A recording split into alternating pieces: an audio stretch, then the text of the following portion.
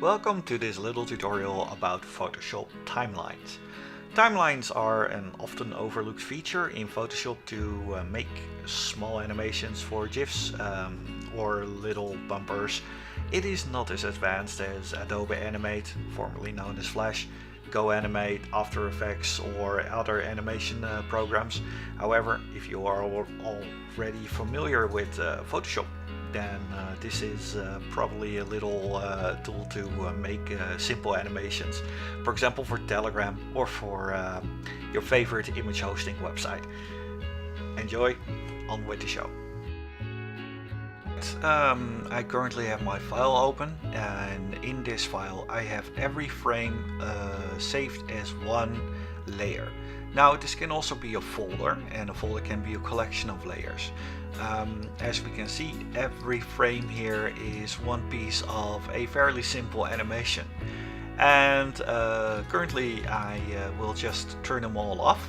Just leave the ground and the background open, because those are frames that will appear at the entire animation. And now we're going to create a little timeline. This is the feature in Photoshop that a lot of people tend to overlook. Now do note that the timeline is a fairly simple tool. There are much better animations out there, but if you just want to make a simple animated GIF, then yeah, this is the way to go. You go to Windows and then you go to Timeline, and we see under in the screen Create Frame Animation. We have Timeline. If we click on Create Frame Animation, there's a small little timeline that appears with one single frame. This one single frame is currently set on 0 seconds. Well, for a frame, we're most likely going to use this for an animated GIF. So we're setting, let's say, 1 second. We want 1 second for this frame. And the loop says to 1. We can set it on 3 times forever or other. Other is just basically you can fill in whatever number you would like. We set this on 1. I set this on forever because, well, animated GIFs in general, we tend to want to make them looping. We have this little screen here, and I click on the new button here to create a new one. Then we enable frame 1. Then we create a new one, and we disable frame 1, enable frame 2, or actually let's have them both. Then we create a new one, we'll go for 3, and so on. And we now have the entire display. Now do note you can turn frames on and off, but make sure that you do activate them in the proper order, because if you now activate or deactivate a frame midway, Photoshop might be getting a little bit weird.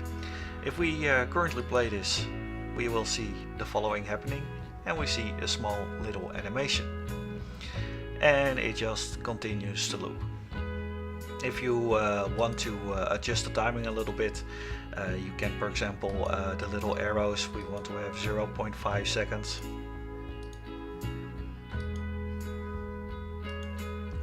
You get something like this.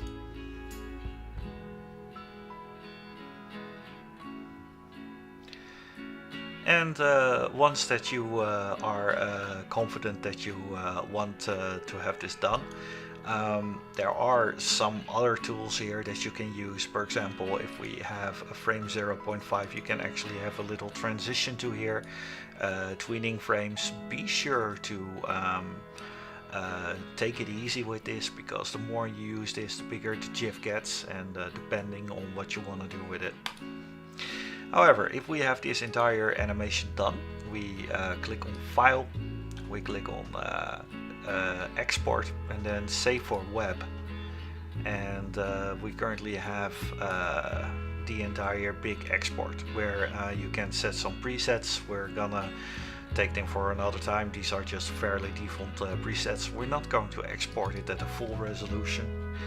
Instead of that, we're going to make it a fairly small GIF, like 300 by 169 pixels. And we see here the looping option forever. Once again, we can play a little bit with the play controls, and you can see what happens here.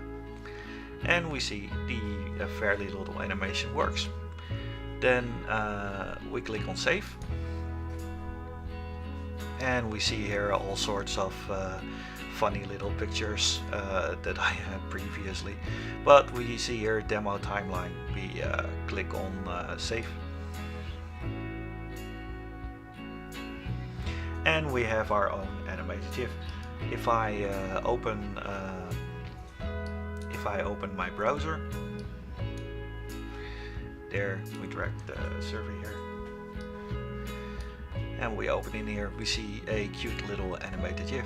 Well, this concludes our little Photoshop tutorial. Have a good one.